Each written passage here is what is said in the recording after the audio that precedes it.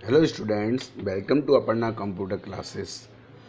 आज का हमारा विषय है कंप्यूटर के ब्लॉक डायग्राम को बनाते हुए उसके विभिन्न कंपोनेंट्स को समझाइए। यानी आज हम पढ़ेंगे कंप्यूटर की संरचना, यानी कंप्यूटर किस प्रकार से बनता है, कौन कौन से उसके कंपोनेंट्स होते हैं, इनके बारे में आज हम जानेंगे। तो जैसा कि हम जानते हैं कि कंप्यूटर एक इलेक्ट्रॉनिक डिवाइस है जिसके माध्यम से विभिन्न प्रकार के कार्य किए जाते हैं, जैसे डेटा को स्टोर करना, डेटा प्रोसेस करना, डाटा को प्रोसेस करने के बाद उसे प्रिंट करना, डेटा को इनपुट कराना। ऐसे बहुत सारे कार्य कंप्यूटर के माध्यम से किए जाते हैं। इंफॉर्मेशन कलेक्ट करना, उन्हें प्रोसेस करना, उन्हें मेमोरी में स्टोर करना, आवश्यकता पड़ने पर इंफॉर्मेशन को प्राप्त करना आदि कार्य कंप्यूटर कर सकता है। यानी कहने का मतलब कंप्यूटर के माध्यम से किए जाते हैं। कंप्यूटर के इस स्ट्रक्चर को हम ब्लॉक डायग्राम के नाम से जानते हैं। तो पेपर में बहुत ही इम्पोर्टेंट क्वेश्चन है पेपर के लिए, जो ज़्यादातर एग्जाम में आता है। तो इसे आप निशान लगा सकते हो कि कंप्यूटर के ब्लॉक डायग्राम को समझाइए। कंप्यूटर में कई प्रकार के कंपोनेंट यूज किए जाते हैं। ये सभी कंपोनेंट अपने अपने कार्य को कंप्लीट करने के साथ साथ एक सिस्टम का भी कार्य करते हैं। ये सभी यूनिट मिलके सभी अलग अलग यूनिट होती हैं, लेकिन सभी मिलके एक सिस्टम के रूप में कार्य करते हैं। यदि इनमें से एक भी यूनिट खराब हो जाती है तो पूरा सिस्टम खराब हो जाता है। तो सभी यूनिट अपना कार्य के साथ साथ पूरे सिस्टम का जो मेन गोल है, जो उद्देश्य है कंप्यूटर का, उसको भी पूरा करने की कोशिश करते हैं। जैसा कि हम जानते हैं कि कंप्यूटर के अंदर डेटा को हमें इनपुट कराना पड़ता है, तो उसे इनपुट कराने के लिए हमें इनपुट डिवाइस की आवश्यकता पड़ती है। अब कंप्यूटर में जैसे डेटा जाता है तो वह प्रोसेस होता है, तो प्रोसेस के लिए हमें सेंट्रल प्रोसेसिंग यूनिट की आवश्यकता पड़ती है। तो आपको जो बीच में जो पार्ट दिखाई दे रहा है, उस पार्ट को हम सेंट्रल प्रोसेसिंग यूनिट के नाम से जानते हैं। और इसके अंतर्गत कंट्रोल यूनिट, ALU, मेमोरी और एक्सटर्नल मेमोरी भी जुड़ी रहती है, जिसमें हम अपने डेटा को स्टोर करके रखते हैं। इसके बाद जो भी प्रोसेस हमारे कंप्यूटर के अंदर होती है उसे हमें देखने की आवश्यकता पड़ती है, तो उसके लिए हमें आउटपुट डिवाइस की आवश्यकता होती है। तो ऐसे मुख्य पार्ट इनपुट डिवाइस, CPU और आउटपुट डिवाइस, इन सब से मिलके हमारा कंप्यूटर का स्ट्रक्चर तैयार होता है। तो यहाँ पर जैसे फिगर में आपको दिख रहा है कि कंप्यूटर किस प्रकार से काम करता है कि इनपुट डिवाइस यहाँ से स्टार्ट हो रही है और यहाँ से CPU के पास डेटा को सेंड कर रही है, और CPU उस डेटा पर विभिन्न प्रकार की प्रोसेसिंग करता है और उसे आउटपुट के रूप में कन्वर्ट कर देता है। तो हमारा कंप्यूटर होता है वो विभिन्न प्रकार की इन्फॉर्मेशन को लेने के लिए इनपुट का यूज करता है, इनपुट डिवाइसों का यूज करता है, और इसमें हमारे प्रोग्राम, डाटा, इन सभी को एक निर्देश के रूप में ट्रांसफ़र किए जाते हैं, भेजी जाती हैं, और उन निर्देशों को वन बाई वन करके हमारा CPU अंडरस्टैंड करता है और उसके आधार पर हमें एक आउटपुट प्रोवाइड करता है, जिसे हम इंफॉर्मेशन के नाम से जानते हैं। तो इनपुट का किया है डाटा और प्राप्त क्या हुआ हमें इन्फॉर्मेशन। तो जो भी हमारा डाटा होता है, रॉ मटेरियल, अब उसमें आपके नंबर्स हो सकती हैं, डिजिट हो सकती हैं, अल्फ़ाबेट हो सकते हैं, कुछ भी हो सकता है। तो इन्हें विभिन्न प्रकार के इनपुट डिवाइस, जैसे स्कैनर के माध्यम से, टाइपराइटर इनपुट डिवाइसेस के माध्यम से, है ना, कैमरे के माध्यम से, इनसे कैप्चर करते हैं और उस डेटा को हम प्रोसेसिंग के लिए भेज देते हैं, और उसका प्रोसेसिंग होकर उसे रीअरेंज फॉर्मेट में अरेंज किया जाता है, व्यवस्थित किया जाता है, और वो हमारे लिए एक समझने योग्य यानी मीनिंगफुल इंफॉर्मेशन के रूप में डिस्प्ले की जाती है। तो जैसा कि आपको फिगर में दिख रहा है कि यहाँ पे एक इनपुट डिवाइस है और जिसमें कुछ एरो हैं, तो वो एरो आपकी CPU की तरफ जा रहे हैं। ये CPU के अंदर आपका कंट्रोल यूनिट दिया गया है। इसका काम होता है कि आपको जो भी इंस्ट्रक्शन होते हैं उन सभी इंस्ट्रक्शन को एक सीक्वेंस में, यानी एक क्रम से उन्हें इंटरप्रेट करना, उन्हें समझना, उन्हें अपनी भाषा में या कंप्यूटर की भाषा में बदलना, ये काम होता है आपका CPU का। और उन्हें कहाँ पर स्टोर करना है, कितनी मेमोरी देनी है, ये सब काम आपका CPU का ही होता है। यानी सबसे पहले डेटा आपका CPU के पास जाएगा, वो देखेगा कि इस डेटा को कहाँ पर रखना है, कितनी मेमोरी इसको देनी है, पूरा निर्धारण का काम यही करेगा। इसका जो आउटपुट निकल के आएगा उसको भी ये कहीं ना कहीं मेमोरी में स्टोर करने का काम करता है। दूसरा होता है ALU, जिसे हम अर्थमेटिक एंड लॉजिकल यूनिट बोलती हैं, जिसका काम होता है विभिन्न प्रकार के मैथमेटिकल और लॉजिकल ऑपरेशन को परफॉर्म करना। जब भी कोई हमें कैलकुलेशन करनी है तो उसके लिए हम ALU का यूज करते हैं। इसके बाद फिर दिया गया है इसमें मेन मेमोरी, जिसे हम इंटरनल मेमोरी के नाम से भी जानते हैं और प्राइमरी मेमोरी के नाम से भी जानते हैं। यह वह मेमोरी होती है जो हमारे कंप्यूटर में डाटा को, इनपुट किए हुए डेटा को, आउटपुट डेटा को स्टोर करके रखती है। जी आपकी रैम एंड रोम के नाम से जानी जाती है। कुछ जगह पे आपको कैच मेमोरी भी और वर्चुअल मेमोरी यानी प्रोसेसर मेमोरी भी, इन्हें भी हम इंटरनल मेमोरी के नाम से भी जानते हैं। इसके बाद यदि हमें अधिक मात्रा में डेटा को स्टोर करना है और भविष्य के लिए स्टोर करना है तो उसके लिए फिर हमें ऑक्सिलरी या बैकिंग स्टोर या फिर एक्सटर्नल मेमोरी भी बोलते हैं, सेकेंडरी मेमोरी भी बोलते हैं, का यूज करते हैं और जिसमें हम अपने डेटा को इन फ्यूचर के लिए स्टोर करके रखते हैं, जैसे पेन ड्राइव, जैसे फ्लॉपी डिस्क, जैसे हार्ड डिस्क, जैसे CD DVD। तो इन सभी को हम एक्सटर्नल मेमोरी के नाम से जानते हैं। अब यहाँ पे पूरा प्रोसेसन अपने डेटा पर कार्य करता है, डेटा को रीअरेंज करता है और उसे एज अ इंफॉर्मेशन या एज अ आउटपुट में कन्वर्ट कर देता है और उसे आउटपुट डिवाइस के माध्यम से हमें डिस्प्ले कर देता है। वे आउटपुट जो प्रिंटेड फॉर्मेट हमें दिखाई देते हैं उनके लिए हम प्रिंटर का यूज करते हैं और वह आउटपुट जो हमें सॉफ्ट कॉपी के रूप में दिखाई देते हैं उनके लिए हम मॉनिटर का यूज करते हैं। तो इस प्रकार से हम इस पूरे ब्लॉक डायग्राम को एक्सप्लेन कर सकते हैं और पेपर में लिख सकती हैं। यही चीज़ें आपको नीचे दी गई हैं कि किस प्रकार से इन्हें एक्सप्लेन किया गया है। अब एक और चीज़ में आती है कि इन सभी पार्टों को जोड़ेगा कौन।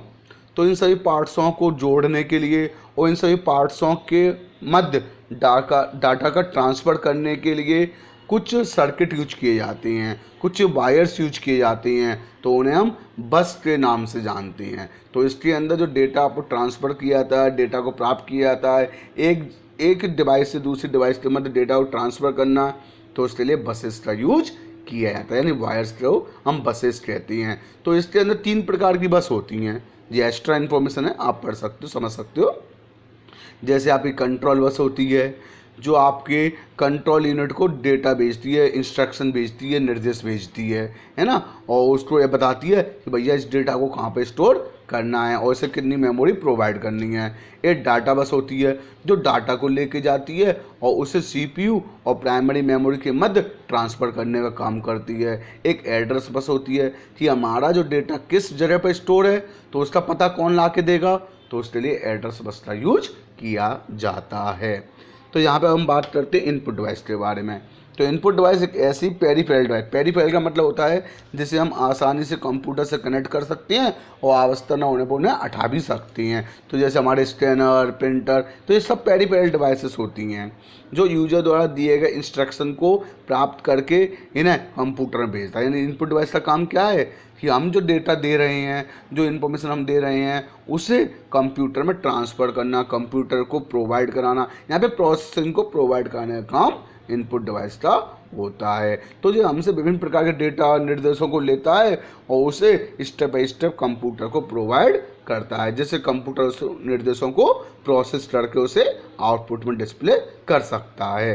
तो इनपुट डिवाइस बहुत ही आवश्यक डिवाइस होती है। तो यदि इनपुट डिवाइस नहीं होगी तो फिर हम डेटा देंगे कैसे। जैसे मैं आपको वीडियो बना रहा हूँ, इस वीडियो में मैं साउंड को स्टोर कर रहा हूँ, तो साउंड को स्टोर करने के लिए मुझे माइक्रोफोन की आवश्यकता पड़ी, माइक की आवश्यकता पड़ी। तो ऐसी कई प्रकार की इनपुट डिवाइस होती हैं जो डेटा को इनपुट कराने का कार्य करती हैं। अब वो डेटा पर टेक्स्ट के फॉर्मेट में भी हो सकता है, पिक्चर्स के फॉर्मेट में भी हो सकता है, साउंड के फॉर्मेट में भी हो सकता है, किसी भी फॉर्मेट में हमारा डेटा हो सकता है। तो इन सब अलग अलग प्रकार के डेटा को स्टोर करने के लिए इनपुट करने के लिए हमें कई प्रकार की इनपुट डिवाइसेस की आवश्यकता होती हैं।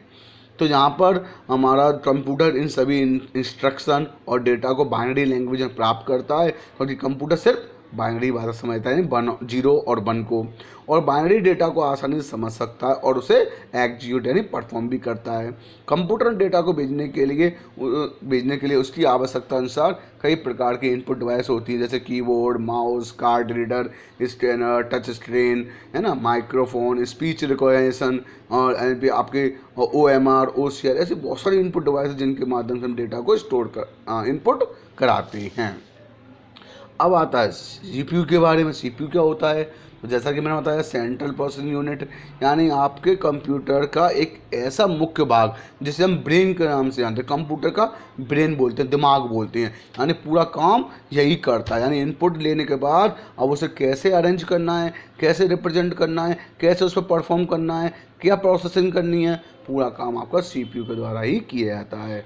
तो कंप्यूटर की प्रोसेसिंग यूनिट डिफरेंट कंपोनेंट जैसे एएलयू, सीयू, मेमोरी से मिलकर बनी होती है, और ये यूनिट डिफरेंट टाइप की अरिथमेटिक लॉजिकल परफॉर्म करती हैं। इनके साथ साथ डेटा को स्टोर करती हैं, इनके साथ साथ डेटा को कहाँ पर भेजना है, किस जगह मेमोरी देना है, ये सब काम आपका सीपीयू द्वारा ही किया जाता है। इसलिए इसे हम कंप्यूटर के ब्रेन के नाम से जानते हैं। तो सीपीयू के अंदर मुख्य पार्ट कौन है? सीयू।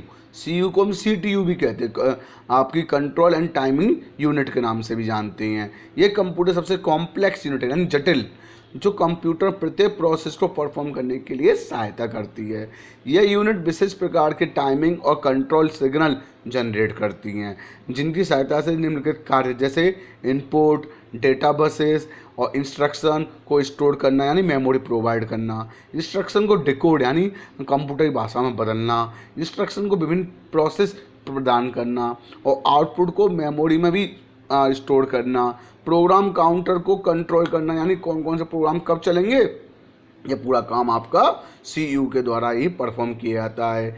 इसके अलावा यदि कंप्यूटर में डेटा की फ्लो को, यानी डेटा किस प्रकार से आपका एक स्थान दूसरे स्थान पर जा रहा है और उसे कौन कौन सी लोकेशन प्रोवाइड की जा रही हैं, ये सब काम भी सीयू का ही होता है। तो सीयू बहुत ही रेस्पॉन्सिबल यूनिट होती है, यानी इसके पास बहुत सारा काम होता है जो आपके डेटा को प्रोसेस करने के लिए उपयोगी होता है। इसमें हमारी कई प्रकार की प्रोसेस बार बार रिपीट होती थी, जैसे डेटा को इनपुट से लेना, मेमोरी में स्टोर करना, आउटपुट के डेटा को मेमोरी में स्टोर करना, फिर इनपुट लेना, फिर प्रोसेस करना, फिर आउटपुट को स्टोर करना, ऐसे बहुत सारे काम ये लगातार करता रहता है। और इसका मुख्य काम आपका इनपुट आउटपुट और सीपीयू के मध्य होता है।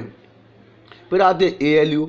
एएलयू एक ऐसी यूनिट है जिसको डिफरेंट टाइप के मैथमेटिकल ऑपरेशन जैसे प्लस, माइनस, मल्टीप्लाई, डिवाइड, है ना, इसके अलावा आपके लॉजिकल यूनिट होती हैं एंड, और, एक्सऑर, नॉट, तो ऐसे बहुत सारे ऑपरेशन परफॉर्म करने के लिए एएलयू का यूज किया जाता है। जितनी प्रकार की आपकी कैलकुलेशन होंगी वो सभी काम एएलयू के माध्यम से होती हैं। उसके अलावा डिसीजन मेकिंग जो ऑपरेशंस होते हैं कि हमें क्या सही है क्या गलत है, तो वो काम भी आपके एएलयू ही करता है। इसके अलावा विभिन्न प्रकार की और भी डेटा से संबंधित ऑपरेशन होते हैं, जैसे आपकी मेमोरी को शिफ्ट करना, है ना, आपके लॉजिकल शिफ्ट करना, रोटेट करना, ये सब काम आपके एएलयू के द्वारा ही परफॉर्म किए जाते हैं। तो एएलयू एक प्रकार की चिप के रूप में हमारे सीपीयू के अंदर होता है, और जो सीयू से कम्युनिकेट करता है और आने वाले इनपुट डेटा को प्रोसेस करके उसे आउटपुट में बदलता है।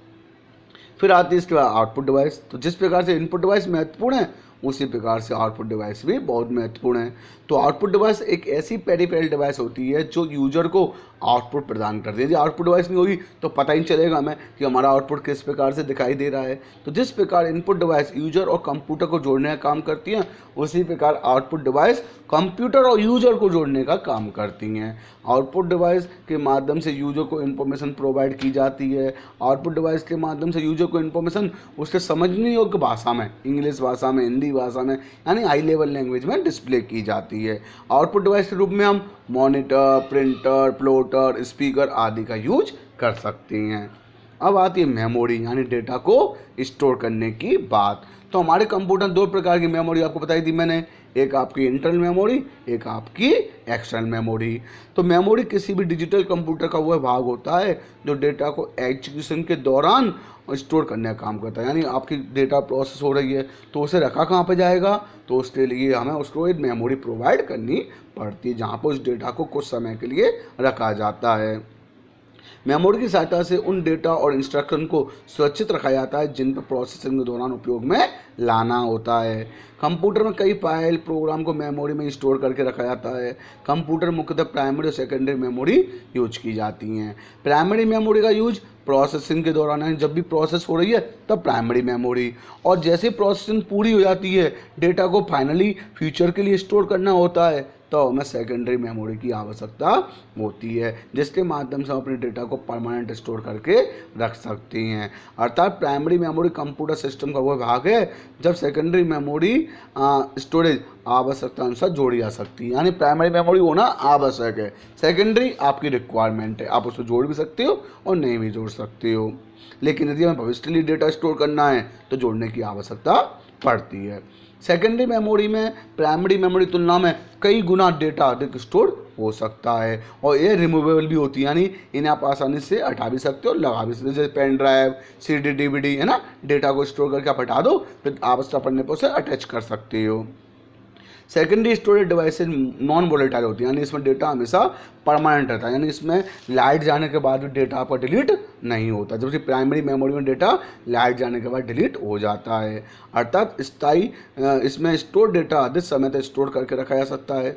सेकेंडरी स्टोरेज डिवाइस में magnet tap, magnetic disk, floppy disk, hard disk, CD, DVD, तो ऐसी कई प्रकार की मेमोरी आपकी इसके अंतर्गत आती हैं।